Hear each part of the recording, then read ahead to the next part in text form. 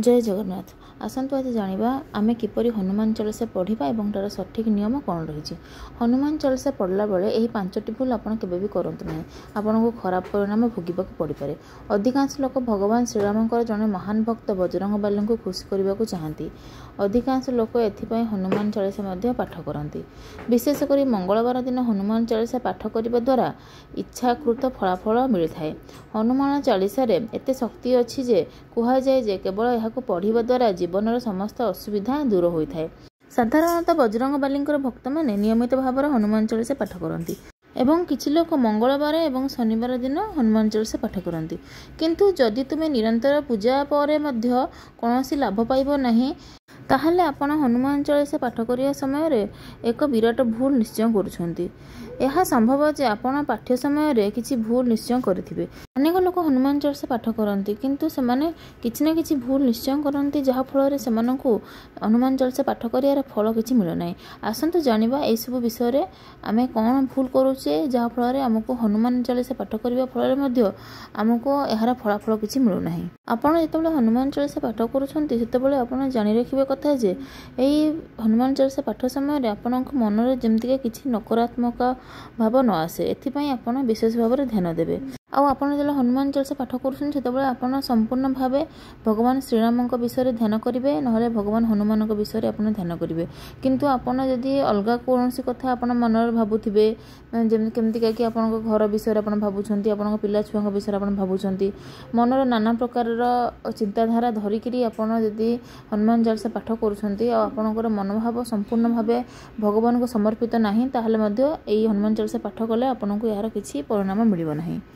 तेणु जितेबाला आप हनुमान चालीसा पाठ करेंगे से मन को स्थिर करी केवल भगवान को ध्यान करी आप हनुमान चालीसा पाठ कले आपको यार पूरा परिणाम मिल।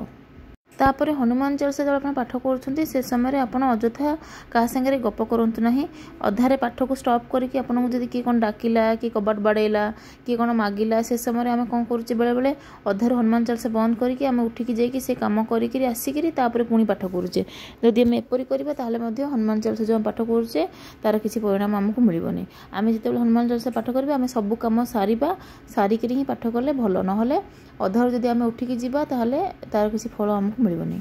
ज्योतिष शास्त्र अनुसार मंगलवार दिन हनुमान चालीसा को पाठ करने अत्यंत शुभदायक होता है बोली कहुए। केवल मंगलवार नुहे आप चाहिए सबु बार हनुमान चालीसा पाठ करेंगे सेमती किसी ना, किंतु मंगलवार और शनिवार अति प्रिय बार हनुमान जी से कि मंगलवार और शनिवार पाठ कले आपन को तार बहुत बढ़िया परिणाम मिलता है। तेणु आप पाठ करिया समय कौन करेंगे, गोटे ग्लास रे आपन पानी रखिए बा गोटे तंबा पात्र में पानी रखिपारे, से पानी रखिकी आप सामने बसिक दीप जलिक घी दीप जोटा आम कहे जलिक आप पूजा करेंगे हनुमान को आ हनुमान चालीसा पाठ करेंगे। तापर हनुमान चालीसा पाठ आप सरला आप कौन करेंगे से ग्लास जो पानी रखिए ताको आप पीबे।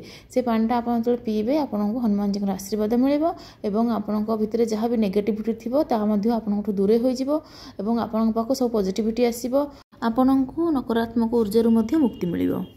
तापर आप विशेष भाव ध्यान रखिए जो आप हनुमान चालीसा पाठ करें आप हनुमान चालीसा पाठ करने पूर्व प्रभु श्रीराम को वंदना निश्चित करेंगे, कारण आप जदि हनुमान चालीसा केवल पाठ करुँच आपको तार परिणाम किसी मिलबनी जे पर्यंत आप भगवान राम को वंदना न करें। तेणु प्रथम आप भगवान श्रीराम को मुंडिया मारे पूजा करेंगे, तापर जाकि आप हनुमान चालीसा पाठ कले आपको तार पूरा परिणाम मिल।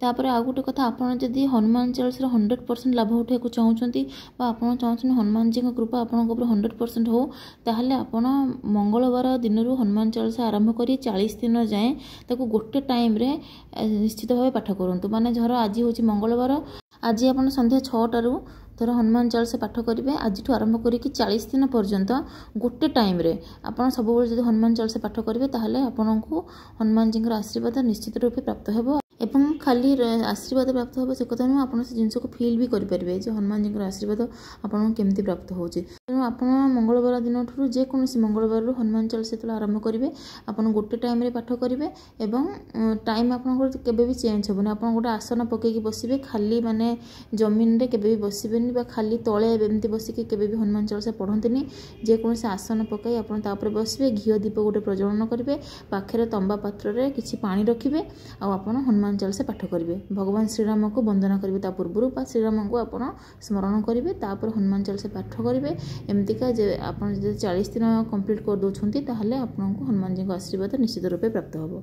तापर आउ गोटे कथा आपण मैंने निश्चित भाव ध्यान देवे जो आप 40 दिन पर हनुमान चालीसा करुँच ध्यान देवे जे माने मझीरे जमी गोटे भी दिन आपंकर ब्रेक न हुए लगातार आप 40 दिन करेंगे आउ खाली हनुमान चालीसा कले हेनी आपंकर शुद्धता उपर आपको ध्यान रखा पड़ो जमतीका कि आप केवल सात्विक भोजन ही खाईपारे कौन तामसिक भोजन एपरिक पियाज रसुण आप खाइबेनि कि आपण घरे 40 दिन जाए कौन प्रकार पियाज रसुण रोषे हेनी यही आप भलक ध्यान देवा आवश्यक आप संध्या बेला कि सकाଳେ आप हनुमान चालीसा करेंगे किंतु गोटे टाइम हवा दरकार आ मंगलवार आप आरंभ हवा दरकार जिनसटी तापर आप जितेबाला निष्ठार सहित 40 दिन हनुमान चालीसा पाठ करुँच से समय आपड़ केवे मद्यपान सिगारेट पान तमाखु बीड़ी ए सब गुड़ाक आपे खाइबेनि तापर भगवान श्रीरामचंद्र नाम न नहीं आप हनुमान चालीसा केवे आरंभ करेंगे आपन को यार फल केवे मिलना सब श्रीरामचंद्र ना नहीं आप हनुमान चालीसा आरंभ करेंगे तापर आप जितेबाला